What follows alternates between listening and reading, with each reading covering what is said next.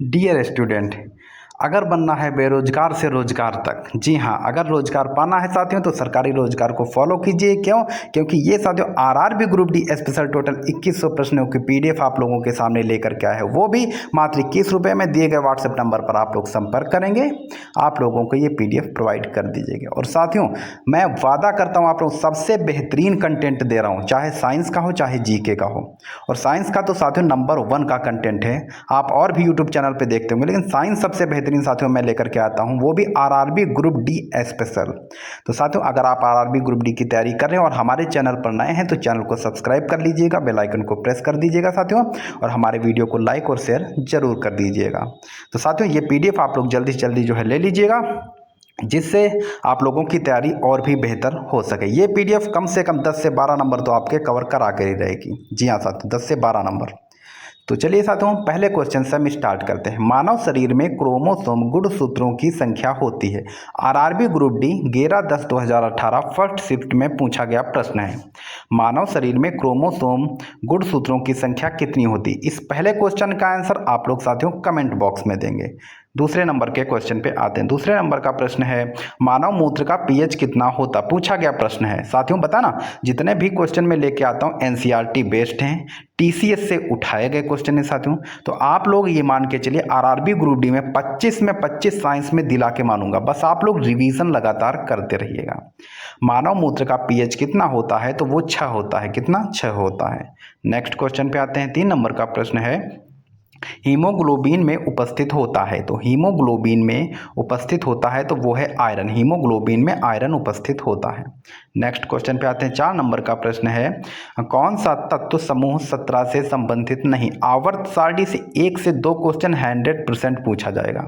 कौन सा तत्व समूह 17 से संबंधित नहीं है? तो इसका सही जवाब है आपका ऑप्शन बी, वो है आर्गन। नेक्स्ट क्वेश्चन पे आते हैं। 5 नंबर का प्रश्न है निम्नलिखित में से कौन अर्ध धातु नहीं है? तो इसका सही जवाब जाएगा ऑप्शन बी के साथ में, वो है क्लोरीन, जो अर्ध धातु नहीं है। तो साथियों कमेंट आप लोग किया कीजिए। कमेंट से क्या होता है, क्वेश्चन आंसर भूलता नहीं है साथियों, और एग्जाम में गलत होने के चांस बहुत कम हो जाते हैं। और साथियों अगर मेरी मेहनत और कंटेंट अच्छा लग रहा है, एक प्यारा सा कमेंट जो है मेरे लिए भी कर दीजिएगा। और जो लोग प्यारा सा कमेंट मेरे लिए करेंगे और साथियों 5 शेयर करेंगे, उनको साथियों मैं 1000 क्वेश्चन की पीडीएफ फ्री प्रोवाइड करूंगा। मेरे व्हाट्सएप पे दिए गए नंबर पे आप संपर्क कीजिए, स्क्रीनशॉट भेजिए और साथियों 1000 क्वेश्चन की पीडीएफ फ्री में ले जाइए। एक हैलोजन है, जी हाँ एक हैलोजन है, तो इसका सही जवाब है आपका ऑप्शन डी, वो है क्लोरीन। नेक्स्ट क्वेश्चन पे आते हैं। सभी आरआरबी ग्रुप डी स्पेशल है साथियों ये। इनमें से कौन सा आदर्श गैस नहीं है? तो इसका सही जवाब है आपका ऑप्शन बी, वो है ब्रोमीन। नेक्स्ट क्वेश्चन पे आते हैं। 8 नंबर का प्रश्न है इनमें से कौन सी गैस अजवन गैस कहलाती है, अजनबी गैस कहलाती है? तो उसको जीनॉन को अजनबी गैस कहलाते हैं। जी हाँ। नेक्स्ट क्वेश्चन पे आते हैं। 9 नंबर का प्रश्न है हीरे के कार्बन परमाणु के बाहरी कोष में मुक्त इलेक्ट्रॉनों की संख्या है? तो वो संख्या होती है 0। RRB group D 2018 third shift में पूछा गया प्रश्न है। 10 नंबर का प्रश्न है मानव शरीर का तापमान क्या होता है? मानव शरीर का तापमान वो होता है 310 केल्विन। कितना होता है? 310 केल्विन होता है। माँ बाप का सपना साथियों इसी बार में पूरा हो सकता, अगली वैकेंसी का वेट मत कीजिएगा। निम्न में से कौन सा ऊष्मा का सबसे अच्छा चालक है? तो ऊष्मा का सबसे अच्छा चालक निम्न में से पूछ रहा है तो उसमें पारा हो जाएगा। नेक्स्ट क्वेश्चन पे आते हैं। 12 नंबर का प्रश्न है लंबाई की एसआई इकाई क्या है? लंबाई की एसआई इकाई क्या है? तो वो है मीटर। ऑप्शन डी बिल्कुल सही है। नेक्स्ट क्वेश्चन पे आते हैं। 13 नंबर का प्रश्न है एक हीटर में तार किस चीज का बना होता है? तो हीटर का जो तार है साथियों वो बना होता है नाइक्रोम का। किसका? तो वो नाइक्रोम का बना होता है। नेक्स्ट क्वेश्चन पे आते हैं। 14 नंबर का प्रश्न है गुरुत्वाकर्षण का सिद्धांत किसने दिया था? तो गुरुत्वाकर्षण का सिद्धांत आइजैक न्यूटन ने दिया था। अच्छा किस सन में दिया था ये आप लोग कमेंट बॉक्स में जरूर बताइएगा, अगर पता हो सकता है यही क्वेश्चन सीधा सीधा आरआरबी ग्रुप डी में आपसे पूछ ले।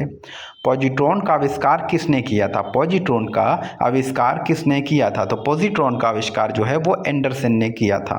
नेक्स्ट क्वेश्चन पे आते हैं। 16 नंबर का प्रश्न है क्यूरी किसकी इकाई है? जी हाँ क्यूरी किसकी इकाई है? तो क्यूरी जो है ये रेडियोधर्मिता की इकाई है। जी हाँ क्यूरी रेडियोधर्मिता की इकाई है। ऑप्शन ए बिल्कुल सही हो जाएगा। नेक्स्ट क्वेश्चन पे आते हैं। 17 नंबर का प्रश्न है सापेक्ष आर्द्रता किसके द्वारा मापी जाती है? तो सापेक्ष आर्द्रता जो है वो हाइग्रोमीटर के द्वारा मापी जाती है। ऑप्शन बी बिल्कुल सही है। नेक्स्ट क्वेश्चन पे आते हैं। 18 नंबर का प्रश्न है, यांत्रिक शक्ति की एसआई इकाई क्या है? यांत्रिक शक्ति की एसआई इकाई क्या है? तो इसका सही जवाब जाएगा ऑप्शन बी के साथ में, वो है वाट। कौन सी है? तो वो है वाट। नेक्स्ट क्वेश्चन पे आते हैं। 19 नंबर का प्रश्न है, फ़ारेनहाइट मान से मानव शरीर का तापमान है। जी हाँ, फ़ारेनहाइट पैमाने पर मानव शरीर का तापमान कितना होगा? तो इसका सही जवाब जाएगा 98.6 डिग्री फ़ारेनहाइट। नेक्स्ट क्वेश्चन पे आते हैं। 20 नंबर का प्रश्न है, प्रेरकत्व का मात्रक क्या होता है? Very very most important question है ये साथियों। मैं देख रहा था ये आरआरबी ग्रुप डी और जो है टेक्नीशियन में भी पूछा गया प्रश्न है। प्रेरकत्व का मात्रक क्या होता है? तो इसका सही जवाब है आपका ऑप्शन सी, वो है हेनरी। क्या है? तो वो है हेनरी। नेक्स्ट क्वेश्चन पे आते हैं। 21 नंबर का प्रश्न है, ब्रह्मांड में सबसे अधिक मात्रा में कौन सा तत्व पाया जाता है? तो ब्रह्मांड में सबसे अधिक मात्रा में जो है वो हाइड्रोजन पाया जाता है। ऑप्शन ए बिल्कुल सही हो जाएगा। नेक्स्ट क्वेश्चन पे आते हैं। 22 नंबर का प्रश्न है, सापेक्षता का सिद्धांत किसने दिया? टेक्नीशियन इस बार में पूछा गया प्रश्न और एनटीपीसी में तो पूछा जा ही चुका है। सापेक्षता का सिद्धांत किसने दिया था? तो सापेक्षता का सिद्धांत जो है वो आइंस्टीन ने दिया था। ये छोटे छोटे क्वेश्चन भी साथियों बहुत इंपॉर्टेंट हो जाते हैं और आपको माइनस में लेके चले जाएंगे अगर इन क्वेश्चनों को आप ध्यान से नहीं पढ़ते हैं तो। तैरने का सिद्धांत की खोज किसने की थी? जी हाँ, तो वो साथियों किसने की थी? आर्किमिडीज ने की थी। किसने की थी? ये आर्किमिडीज ने की थी। नेक्स्ट क्वेश्चन पे आते हैं। 24 नंबर का प्रश्न है, गाइडर थायराइड ग्रंथि अत्यधिक वृद्धि किसकी कमी के कारण होती है? मतलब आयोडीन, लोहा, कैल्शियम, पोटेशियम किसकी कमी के कारण जो है ये थायराइड ग्रंथि में जो है वृद्धि हो जाती है? तो इसका सही जवाब जाएगा ऑप्शन ए के साथ में, वो है आयोडीन। नेक्स्ट क्वेश्चन पे आते हैं। साइटोलॉजी क्या है? तो साइटोलॉजी क्या है? तो वो होता है कोशिकाओं का अध्ययन। जी हाँ, आईएलपी और टेक्नीशियन दोनों में पूछा गया प्रश्न है, साइटोलॉजी क्या है? तो वो है कोशिकाओं का अध्ययन। साथियों ये पीडीएफ आप लोगों के लिए मील का पत्थर साबित होगी आरआरबी ग्रुप डी वालों के लिए, जिसमें टोटल 2100 साइंस के और साथियों जो है आपके जीके के व्याख्यात्मक रूप से वन लाइनर फॉर्म में हर तरीके से टोटल 2100 प्रश्न हैं। तो जल्दी जल्दी आप लोग पीडीएफ साथियों ले लीजिएगा, ऑफर सीमित समय के लिए है। रोग एथलीट फुट किसके कारण होता है? तो एथलीट फुट जो है वो होता है कवक गंजापन के लिए। जी हाँ, कवक गंजापन के लिए होता है। नेक्स्ट क्वेश्चन पे आ जाते हैं साथियों। 27 नंबर का प्रश्न है, निम्नलिखित में से किस तत्व की कमी से घेंघा, बेंघा नहीं यहाँ पे घेंघा है, मिसप्रिंट हो गया है, घेंघा रोग होता है? तो घेंघा रोग होगा आयोडीन की कमी के कारण। जी हाँ, इसका अच्छा दूसरा नाम क्या है? आप लोग बताइए कमेंट बॉक्स में, घेंघा का दूसरा नाम क्या है? नेक्स्ट क्वेश्चन पे आते हैं। पावर ट्रांसफार्मर की कार्य प्रणाली का सिद्धांत किस नियम पर आधारित है? तो वो आधारित है फैराडे का नियम। जी हाँ, क्या है? तो वो है फैराडे का नियम। नेक्स्ट क्वेश्चन पे आते हैं। 19 नंबर का प्रश्न है, निम्न में से कौन प्लाज्मोडियम परजीवी का वाहक है? तो निम्न में से कौन प्लाज्मोडियम परजीवी का वाहक है? तो वो है ऑप्शन ए, वो है मच्छर। नेक्स्ट क्वेश्चन पे आते हैं। 30 नंबर का प्रश्न है, लोहे पर जंग लगना किस प्रकार की अभिक्रिया का उदाहरण है? तो लोहे पर जंग लगना वो जो है रासायनिक अभिक्रिया है। कैसी? रासायनिक अभिक्रिया है। नेक्स्ट क्वेश्चन पे आते हैं। 31 नंबर का प्रश्न है, पृथ्वी के घूर्णन की गति कितनी होती? देखो 2014 में पूछा, जब ग्रीन पेपर में पूछा गया था उस समय पे ये। तो पृथ्वी की घूर्णन की गति जो है वो है 28 किमी प्रति सेकेंड। कितनी है? 28 किमी प्रति सेकेंड। नेक्स्ट क्वेश्चन पे आते हैं। हाँ, चींटी के डंक में कौन सा अम्ल पाया जाता है? जी हाँ, चींटी के डंक में कौन सा अम्ल पाया जाता है? तो इसका सही जवाब जाएगा ऑप्शन सी के साथ में, वो है मेथेनोइक अम्ल। कौन सा है? मेथेनोइक अम्ल। नेक्स्ट क्वेश्चन पे आते हैं। 33 नंबर का प्रश्न है, जंग लगने पर लोहे का भार में क्या परिवर्तन होता है? तो जंग लगने पर लोहे के भार में यह परिवर्तन होता है कि वह बढ़ जाता है। जी हाँ, वो बढ़ जाता है। नेक्स्ट क्वेश्चन पे आते हैं। 34 नंबर का प्रश्न है, कम तापमान को मापने वाले यंत्र को क्या कहा जाता है? तो उसको क्रेयोमीटर कहा जाएगा। और पायरोमीटर अत्यधिक तापमान को मापने वाला यंत्र होता है और क्रेयोमीटर एक कम तापमान को मापने वाला यंत्र है। नेक्स्ट क्वेश्चन पे आते हैं। 35 नंबर का प्रश्न है, पदार्थ की परमाणु सिद्धांत किस वैज्ञानिक ने दिया था? पदार्थ का परमाणु सिद्धांत किस वैज्ञानिक ने दिया था? तो वो दिया था जॉन डाल्टन ने। ऑप्शन सी बिल्कुल सही है।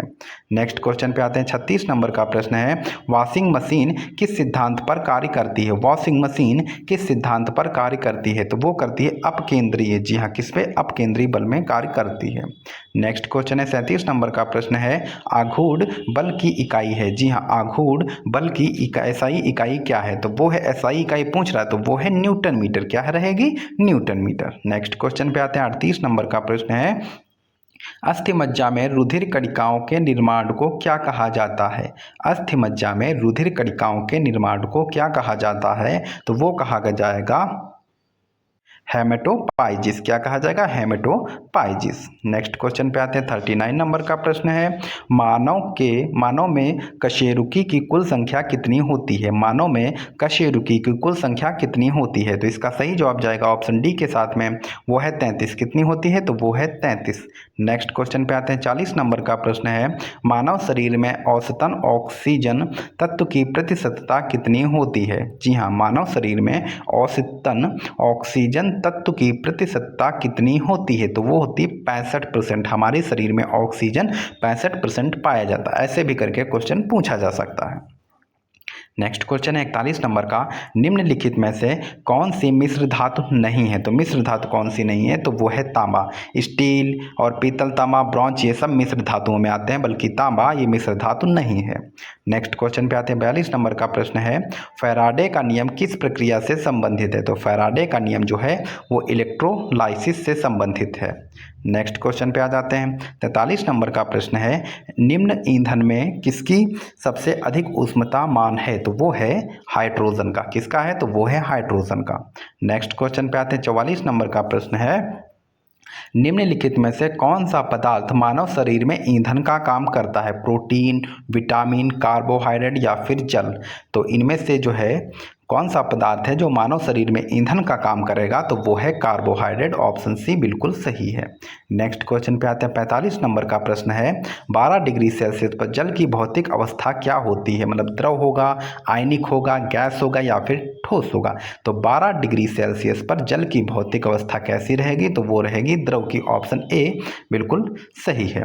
नेक्स्ट क्वेश्चन पे आते हैं 46 नंबर का प्रश्न है, निम्नलिखित में से कौन सा एक नवीकरणीय ऊर्जा स्रोत है? तो इनमें से कौन एक नवीकरणीय ऊर्जा स्रोत है? तो वो है सिन गैस। कौन सा है? तो वो है सिन गैस। नेक्स्ट क्वेश्चन पे आते हैं 47 नंबर का प्रश्न है, जीवों में प्रोटीन निर्माण के लिए सूचना स्रोत क्या है?